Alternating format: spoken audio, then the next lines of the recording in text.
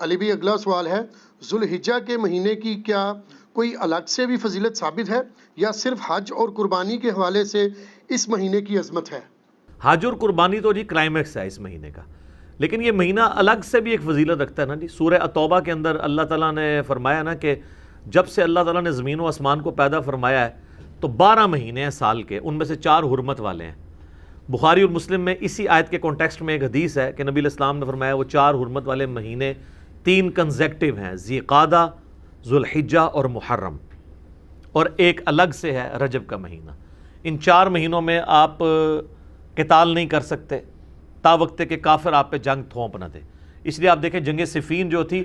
اس کے دوران بھی یہ مہینہ آ گیا تھا، اس کا حرمت والا مہینہ، تو جنگ روک دی گئی تھی۔ تو حرمت والا مہینہ یہ ذوالحجہ، اس اعتبار سے تو اس کی اہمیت ہے۔ باقی بڑی عید ہے ہماری 10 ذوالحجہ کو، اسی طریقے سے حج کی ساری ایکٹیویٹیز ذوالحجہ کے مہینے میں، تو یہ تو سارے فضائل اس کو حاصل ہیں۔ ایک جنرل حدیث ہے صحیح بخاری کے اندر کہ نبی صلی اللہ علیہ وآلہ وسلم نے فرمایا باقی پورے سال میں کیے ہوئے اعمال کبھی بھی ذوالحجہ کے پہلے 10 دنوں میں کیے ہوئے اعمال کے برابر نہیں ہو سکتے۔ اب یہ کیٹاگوریکلی ہے، یعنی ایون رمضان کی کوئی عبادت بھی یہ پہلے 10 دنوں کا مقابلہ نہیں کرتی، بلکہ اکثر مفسرین کا اتفاق ہے یہ سورۃ الفجر میں جو اللہ نے قسم یاد فرمائی ہے نا، والفجر ولیال عشر، فجر کے وقت کی قسم اور 10 برکت والی راتوں کی قسم، یہ 10 راتیں جو ہیں وہ ذوالحجہ کی 10 راتیں ہیں، یکم ذوالحجہ سے لے کے 10 ذوالحجہ تک۔ تو بخاری کی اس حدیث میں آیا ہے کہ پورے سال میں نیک اعمال کا وہ ثواب نہیں ہے جو ان پہلے 10 دنوں کے اندر ہے، کوئی بھی نیک عمل۔ تو صحابہ نے کہا کہ کیا جہاد اور قتال بھی اگر کوئی شخص کرے باقی دنوں میں تو اس سے بھی یہ 10 دن کا عمل بڑھ جاتا ہے؟ تو آپ نے فرمایا کہ جہاد اور قتال سے بھی بڑھ کے اس 10 دنوں کے اندر عبادت کرنے کا ثواب ہے، سوائے ایک ایکسیپشن کے ساتھ کہ کوئی شخص اللہ کی راہ میں جہاد اور قتال کے لیے جائے اپنا مال اور جان لے کر، اور واپسی پہ نہ اس کی جان بچے نہ مال بچے، یعنی سب کچھ لٹا کے آ جائے نا ادر دین ذوالحجہ کے مہینے میں، تو وہ شخص ہی ذوالحجہ کے پہلے 10 دنوں میں کی ہوئی عبادت کو سے بڑھ سکتا ہے، باقی صرف قتال کرنے والا بھی نہیں بڑھ سکتا۔ کتنی بڑی فضیلت ہے۔ اور اسی حدیث کا ایک طریق مسند احمد میں ہے جس کی صحت کے اوپر اتفاق ہے لیکن وہ فٹ ان بیٹھتا ہے کہ نبی علیہ السلام نے یہی الفاظ ہیں بخاری والے، اور آگے الفاظ ہیں کہ ان 10 دنوں کے اندر اللہ تعالیٰ کی تحمید، تحلیل اور تکبیر بلند کرو۔ تحلیل کہتے ہیں لا الہ الا اللہ کو، تحمید کہتے ہیں الحمدللہ کو، تسبیح کہتے ہیں سبحان اللہ کو، تکبیر کہتے ہیں اللہ اکبر کو۔ اور یہ چاروں وظائف آپ کو پتہ ہے ایک ہی کلمے میں جمع ہے، سبحان اللہ والحمدللہ ولا الہ الا اللہ واللہ اکبر، جس پہ میرا یوٹیوب پہ کلپ بھی ہے، سب سے بہترین وظیفہ، آلموسٹ 3 لاکھ کے قریب لوگ دیکھ چکے ہیں۔ اس میں میں نے کئی احادیث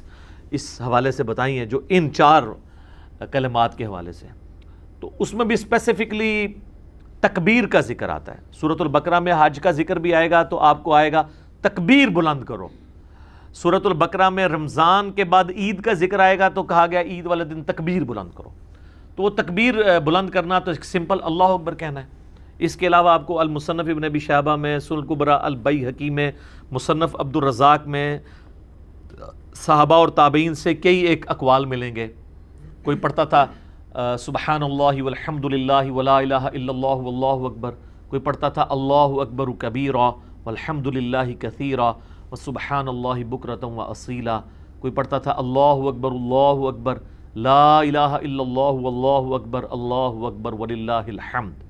تو اس طرح کے کئی ایک کلمات جن میں اللہ کی تکبیر بلند کی گئی ہے، جو معصورہ چیزیں کتاب و سنت سے ثابت ہیں، آپ وہ تمام الفاظ استعمال کریں تو یہ تکبیرات۔ اور پھر آپ یہ دیکھیں یہ تکبیرات آپ امام بخاری نے تو باقاعدہ صحیح بخاری میں اسی حدیث جو میں نے بیان کی کہ ذوالحجہ کے فضیلت، اس کی ہیڈنگ کے اندر انہوں نے لیا ہے کہ جو ابن عمر اور ابو ہریرہ تھے رضی اللہ عنہما، وہ ان 10 دنوں کے اندر بازار میں جا کے تکبیرات کو بلند کیا کرتے تھے، کیونکہ یہ تکبیرات بلند کرنے کے بلکہ امام بخاری اسی پھر چیپٹر میں کی ہیڈنگ میں لے کے آئے کہ امام محمد باقر جو تھے، امام جعفر کے والد اور امام زین العابدین کے بیٹے، امام حسین علیہ السلام کے پوتے، ان کے بارے میں کہ وہ عام نمازوں میں فرض نماز کے علاوہ بھی جو نوافل ادا کرتے تھے نا، جنہیں ہم سنت مؤکدہ کہتے ہیں، اس کے بعد بھی تکبیرات بلند کیا کرتے تھے۔ ایک تو وہ ہے نا جو سنن الکبریٰ البیہقی کے اندر، المصنف ابن ابی شیبہ میں، باقی کتابوں میں مولا علی علیہ السلام کا آپ کو ملے گا کہ مولا علی علیہ السلام جو ہیں وہ 9 ذوالحجہ کی فجر سے لے کے، یعنی حج والے دن کی، اور 13 کی مغرب سے پہلے تک، یعنی عصر کی نماز تک، ہر نماز کے بعد بلند آواز سے یہ تکبیرات پڑھا کرتے تھے، اللہ اکبر اللہ اکبر، لا الہ الا اللہ اللہ اکبر اللہ اکبر وللہ الحمد، جو اہل سنت اہل تشیع کے ہاں کامن ہے، اور الفاظ سے بھی آپ پڑھ سکتے ہیں۔ تو یہ تکبیرات خاصہ ہیں،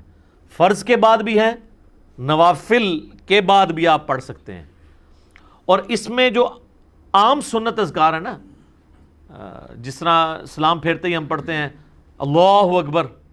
استغفر اللہ استغفر اللہ استغفر اللہ، اللہم انت السلام و منک السلام تبارک یا ذا الجلال والاکرام، وہ آپ نے اپنی جگہ پڑھنا ہے۔ اس میں بھی آپ دیکھ لیں تکبیر پہلے ہی بلند ہو رہی ہے،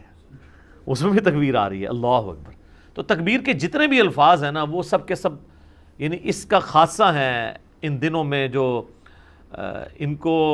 اس میں جو قرآن حکیم میں سورۃ البقرہ میں ایام معدودات کہا گیا ہے، یعنی گنتی کے امپورٹنٹ دن، اور ان میں بھی اسپیسیفکلی ایام تشریق ہیں، ایام النہر ہیں، اور حج کا دن، یعنی 9 ذوالحجہ حج کا دن، 10 ذوالحجہ عید کا دن جو یوم النہر بھی ہے، پھر 11 اور 12 بھی، اور 11 12 13 جو ہے انہیں ایام تشریق بھی کہتے ہیں۔ تشریق ہوتا تھا کہ وہ پرانے زمانے میں تو آپ کو پتہ ہے فریج اور برف نہیں ہوتی تھی، تو گرم علاقوں میں دھوپ میں گوشت کو خشک کیا جاتا تھا تاکہ وہ بعد میں استعمال کیا جائے، تو وہ اس خشک کرنے کو کہا جاتا تھا تشریق، جو آج بھی آپ دیکھیں جن لوگوں کو یہ پتہ ہے تو وہ کرتے ہیں، وہ کئی مہینے تک گوشت استعمال کرتے ہیں، اس میں بیکٹیریا نہیں پڑتا، جس طرح کہ اچار اگر آپ پانی ریموو کر کے آئل میں ڈال دیں تو اس میں بیکٹیریا نہیں پڑتا، تو یہ دھوپ میں خشک کیا گیا گوشت، اس عمل کو تشریق کہا جاتا ہے، اس لیے وہ ایام تشریق کہلاتے ہیں کہ اس میں گوشت کو وہ دھوپ میں خشک کیا کرتے تھے۔ تو ایام تشریق کے اندر آپ نے یہ تکبیرات کو بلند کرنا ہے، عید والے دن بھی کرنا ہے۔ 9 ذوالحجہ کی فجر کے بعد سے شروع ہو جاتا ہے، اور اس میں یہ ہوتا ہے کہ بعض اوقات آپ کی جماعت سے نماز رہ گئی ہے اور آپ ویسے پڑھ رہے ہیں تو اس میں بھی آپ نے کرنا ہے، تو یہ ایک مشروع ہے چیز۔ اور اس کے علاوہ بھی آپ ان دنوں میں بلند آواز سے بازار میں بھی بلند کر سکتے ہیں، لا الہ الا اللہ وحدہ لا شریک لہ لہ الملک ولہ الحمد وہو علی کل شیء قدیر۔ تو یہ سب کی سب تسبیحات ہیں، یہ سب کی سب تسبیحات آپ ان دنوں میں کریں۔ اور اسی طریقے سے ایک اور امپورٹنٹ چیز جو اس میں آتی ہے وہ یوم عرفہ کا روزہ بھی ہے، وہ ذوالحجہ کی 9 تاریخ کو آپ نے رکھنا ہے، وہ بھی اس کی عبادت کے اندر شامل ہے۔ صحیح مسلم میں نبی صلی اللہ علیہ وآلہ وسلم کا فرمان موجود ہے کہ میں اللہ سے امید کرتا ہوں کہ یوم عرفہ کا روزہ 2 سال کے گناہوں کا کفارہ بن جائے گا، 1 سال گزرا ہوا ایک آئندہ، یعنی یہ گناہ صغیرہ ہیں، کبیرہ تو صرف توبہ سے معاف ہوتے ہیں، تو وہ بھی اس کی عبادت ہے کہ ایک عبادات اس کے اندر آتی ہیں، اور وہ آپ نے اپنے علاقے کے مطابق دیکھ کے چلنا ہے، یعنی جہاں پہ آپ کی 9 ذوالحجہ بن رہی ہے آپ اس اعتبار سے لے کے چلیں۔ تو یہ کئی ایک عبادات ہیں، یعنی ذوالحجہ کا مہینہ حرمت والا مہینہ بھی ہے۔ آپ بخاری مسلم کی وہ حدیث بھی دیکھیں نا، نبی علیہ السلام نے جو یوم النہر کا خطبہ دیا تھا منا کے میدان میں، تو آپ نے کیا فرمایا تھا؟ سب سے پہلے پوچھا آج کون سا دن ہے، صحابہ خاموش ہو گئے۔ آپ نے پوچھا یہ کون سا مہینہ ہے، صحابہ خاموش ہو گئے، اور صحابہ کہتے ہیں ہمیں پتہ تھا لیکن ہم خاموش اس لیے ہوئے کہ ہو سکتا ہے نبی علیہ السلام اس کا نام تبدیل کر دیں، اور کہا کہ یہ کون سا شہر ہے، تو صحابہ خاموش رہے۔ تو آپ نے فرمایا کہ کیا یہ ذوالحجہ کا حرمت والا مہینہ نہیں ہے؟ کیا یہ آج کا دن یوم النہر کا دن نہیں ہے؟ اور یہ شہر مکہ نہیں ہے حرمت والا شہر؟ جس طریقے سے آج کا یہ مہینہ، یہ دن، اور یہ شہر مکہ اللہ کے نزدیک حرمت والا ہے، اسی طریقے سے تمہاری جان، مال، عزت، آبرو ایک دوسرے کے اوپر حرام ہے۔ پھر آپ علیہ السلام نے فرمایا کہ کیا میں نے اپنے رب کا پیغام تم تک پہنچا دیا؟ تو سب نے کہا کہ آپ نے پہنچا دیا، حق ادا کیا۔ آپ نے 3 دفعہ یوں انگلی آسمان کی طرف بلند کر کے صحابہ کی طرف کی، اللہم اشہد اللہم اشہد اللہم اشہد، اے اللہ گواہ رہنا میں نے یہ پیغام پہنچا دیا ہے۔ پھر آپ نے فرمایا جو یہاں پہ موجود نہیں ہے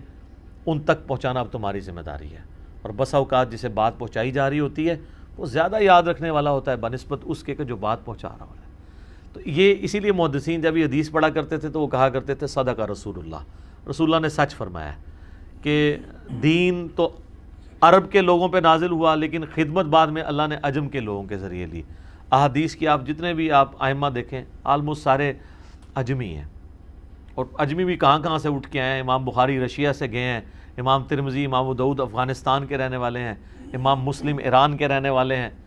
تو اس طریقے سے اللہ تعالیٰ نے یہ خدمت عجمیوں سے لی. اور مجھے بڑا عجیب فیل ہوتا ہے جب سعودی عرب کے چینل پہ حج کے دنوں میں آپ اگر لگا کے دیکھیں تو اس میں تو آلموسٹ چلتی رہتی ہیں احادیث, لیکن عام دنوں میں بھی آپ اگر مدینہ شریف والا چینل لگائیں یا ایون مکہ شریف والا بھی, اذان اور نماز کے وقفے کے دوران جو